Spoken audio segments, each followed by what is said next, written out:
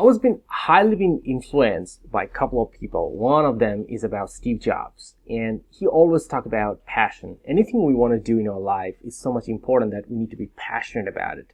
And then the second person I was been very influenced was about Jeff Bezos, because my time when I was started my career in information technology and software engineering, these two was really on the peak of themselves that time as an entrepreneur and make this tech company a big success.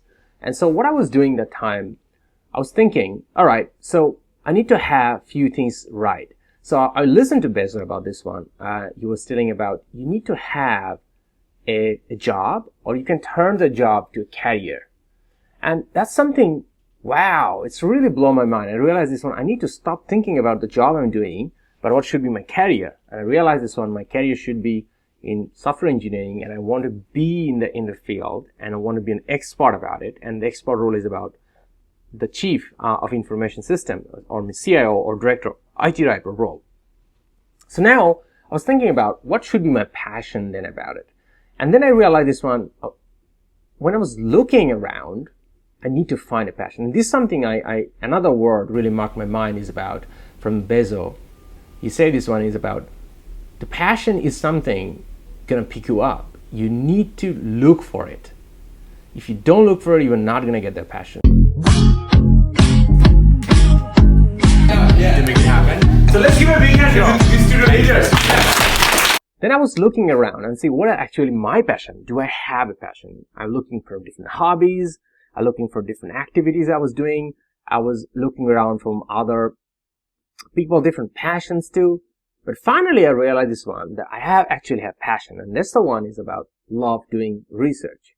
And normally, as everybody, after getting out of school, never don't want to do any research or publications. But actually, by the time in few years of graduation from the school, I already have several papers I published after the research. So after I graduated, I was doing different research about software engineering, how to apply software engineering better. And I was writing article about it and publishing into it. And I realized this is my passion. I want to keep doing this one too. So then one day I realized I was having a conversation with one of my friends, and I said, listen, okay, you got a passion, but what is the ultimate goal of this passion? Shouldn't you go for a PhD? And I found out, wow, that could be pretty interesting. Go and get a PhD. So I was thinking that if I want to go for a PhD, then what I should be doing. So I spent a lot of time. By the time I already have like 11 publications in software engineering, all of them. So I realized this one, I need to do a research proposal. So I was spending a lot of time how to write a research proposal. I was doing it, I was submitting into that one too. And then when I submitted different universities, I got 4 offers. And then I come to a point in 2013 that I need to take one of them, and I have to leave my job and have to go and get a PhD full-time done. And that's the point I realized this one.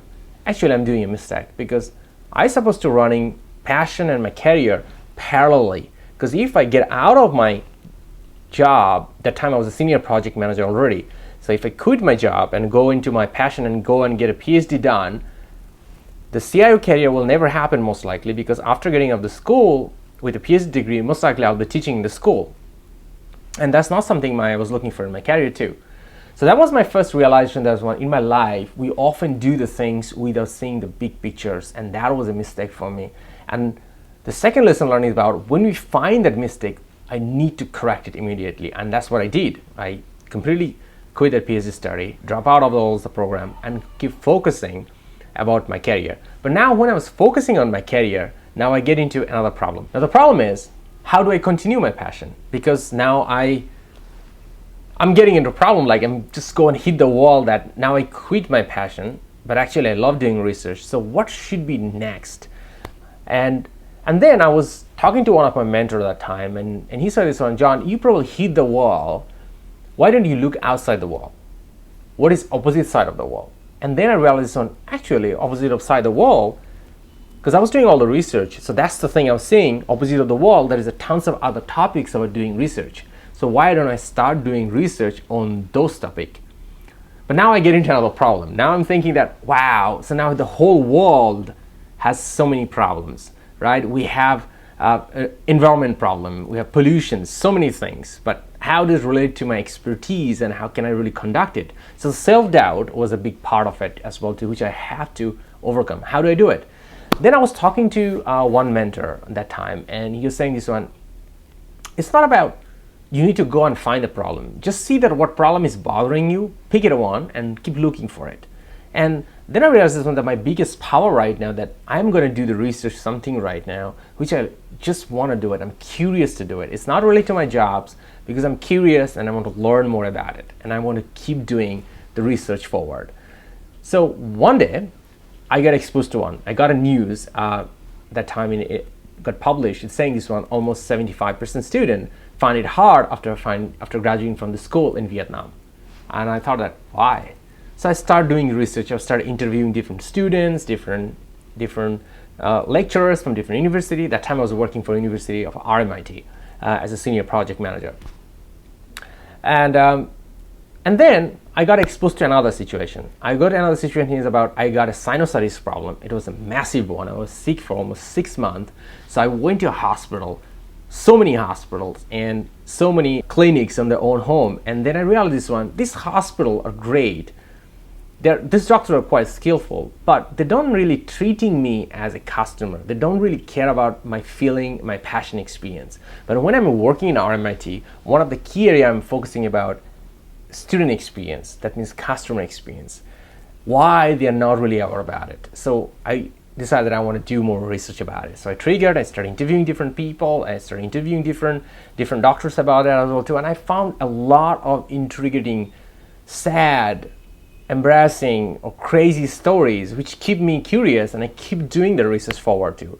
And then one day I got exposed to another situation. So that situation is about a group of graduates from RMIT saying this one, they don't like to work in Vietnam.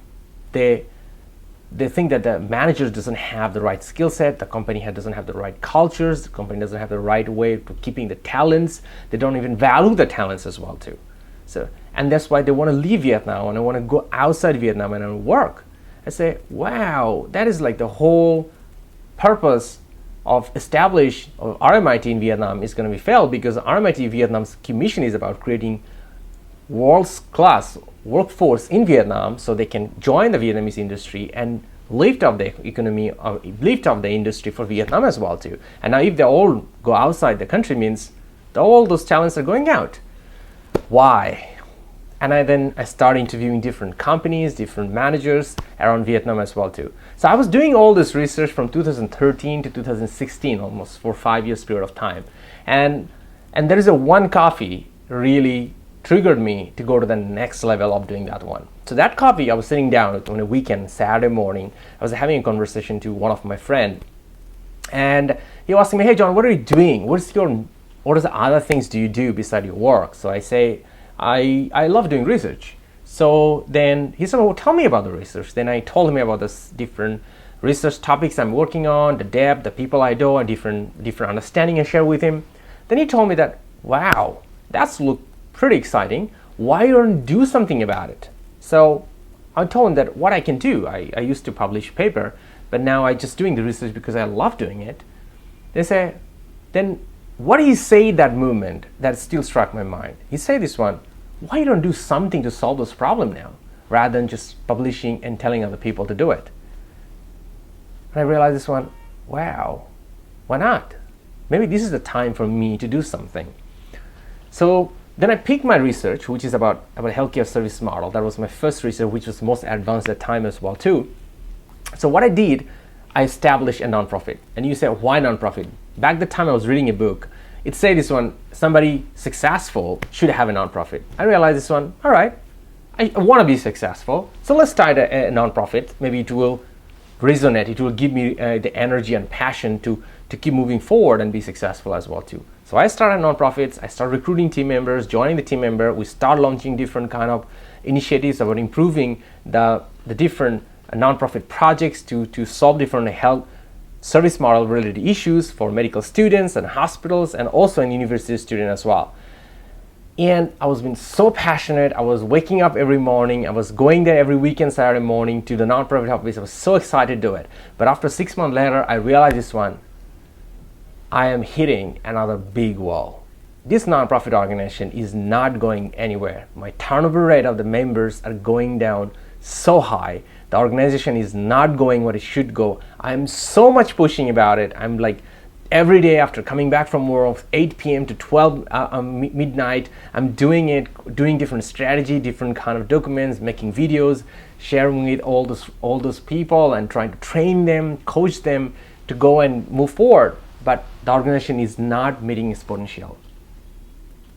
Human resource became the biggest problem of the organization. The workforce has the biggest issue. I felt pretty hopeless about it and pretty helpless too as well. So then I realized I should go and talk to some of my friends who are HR experts. So then I go to HR experts, different friends, and I start to have coffee with them and start to share with them my pain point as a nonprofit founder. First of all, they love it that I'm doing a nonprofit, being a foreigner, established the nonprofit, and we start to make some impacts. They found it very exciting, but I wanted to make it a real success. I want to make some real impact of the nonprofits. That was my intentions about it. But after the conversation, I realized those HR experts, my friends, could not give me a real solution. All they talk about is a carrot and stick process. So here's the carrot, go and get the carrot, otherwise we're going to use the stick to push you forward. And I say, it's not going to work in a nonprofit, because in a nonprofit, like everything about spiritual, like 90% of everything in nonprofit is about spiritual reward, and 10% probably monetary reward. But in a company, it's opposite. Probably 90, even 99% is about monetary reward, and probably 1 or 5% is coming from the spiritual reward too. That model I cannot implement in VSHR, that nonprofit. It will die immediately. That was I felt like this is quite frustrating. I already lost several core team members by that time of the nonprofit, and I found my shoulder is very heavy, and I just don't know how to push this forward. I just felt like, should I stop this nonprofits? It's become so much workload for me, and it's not going where it wants to go. My passion is I'm putting so much into it, but it's not going where it should go. I was telling this pain point to one of my friends, and that friend told me that, okay, so what else do you got? What is my idea? I told him a few of the idea, and then he asked me one more question that, like an expert coach, and I love that question and still mark my mind. He said this one, what else are you doing? Is there any other research source can help to you? Then I told him that, yeah, I'm doing one research about human resource in the companies and the workforce. And he told me that, hey, you have an expertise of the CIO, and you have done the research about human resource and workforce on the company. Why you don't just take these two, your expertise and that research, combine them and start to build different models, frameworks, tools, methods, and start applying to your nonprofit, which is your VSHR. That was like, whoa, I felt like that's something I can do right now, because until now I was just waiting to be and grinding and complaining about it, but now I realize this one, I can do something moving forward. So what I decided, okay, I'm going to do it. So I'm going to offload a lot of work of myself in the nonprofits and give it to the existing team member, and I moved to start looking and start focusing about that to building the model. So in the next few months, I built few of the prototype of this different model and start applying in VSHR nonprofit and start to test and start improve this model and reapply as well too. I start training them in the nonprofit. And in 6 months, I realized this when there was a remarkable change of the nonprofit. The nonprofit grown to 200 members in nonprofit. There's a lot of attracted talent, student, volunteer want to join the VSHR. A lot of companies know about the nonprofit impacts and what nonprofits is doing to empowering and upskilling those different doctors, students, and nurses, or even the pharmacists as well too. And they know that the people who are working in that nonprofit has a lot more empowerment and skill, so they can bring the value to their company. So they start hiring those different team members of the nonprofit as well too.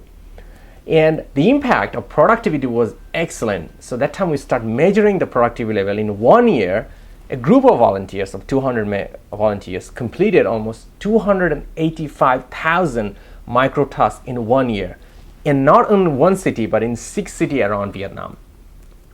So our impact started to be more visible to that time, the nonprofits. So the nonprofits went around to different national TV channels, national TV news as well. They come in and say, hey, it was a great work, great nonprofit, we want to promote it as well too. So that's great. So now, one day morning, that mentor who just told me that you should start doing that, the friend mentor, that you should start doing this, combining and start building the model, he just told me that, hey, I just saw you in the TV, in the VTV, in the news last night. What's going on? Let's catch up, and I want to hear about you. So then I come in, I talked to him in a coffee, and I told him what was remarkable last 6-8 months. It was a lot of hard work, but what we are right now is remarkably different and a lot more impactful, and I'm so happy about it.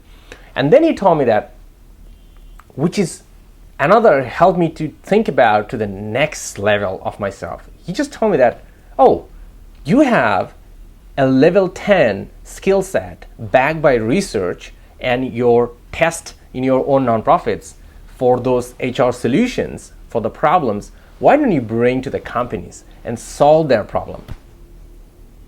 Because companies really need that. Because if the volunteers can work and make such kind of impact because of that kind of models and putting things together in a company, it can be a lot more impactful moving forward. All right, that's something I realized this on. Wow, probably this time is can help us to take this level 10 expertise, what he mentioned, that to help the other companies to take them forward as well too. And that was the point, the creation of VSHR Pro Academy. We're helping companies to thrive forward by solving their HR problems so that company can become more productive, effective, and more profitable on the way too. And the same way that every team member who joining VSHR Pro Academy, our key mission is about doing 3 things: helping each of the team members to find their career, build their career, and grow on their career. Number 2, help them to find their passions and helping them to make their passion a real impact. And third thing is about helping them find a calling so that every day morning they wake up in the bed, they feel like they have a mission to win and they have all the career, skill set, expertise, and the passion to drive forward, to have an exciting day forward too. And that's what we do in VSHR Pro Academy. And if you're watching this video, if you think that we can help you in Pro Academy to solve the HR problem, check out the description of the video. There's a link. Our team love to work with you and help you to solve the HR problem, to help your company more productive, effective, or more profitable. At the same time, if you are looking to find your passion, career, and calling, check the link in the video as well too. There's a link, and drop your details. Our team will get in touch with you. And you should be checking out the next video right now here, which is the DNA of the VSHR Pro Academy. That will help you to understand more what we have inside. I'll see you there. The link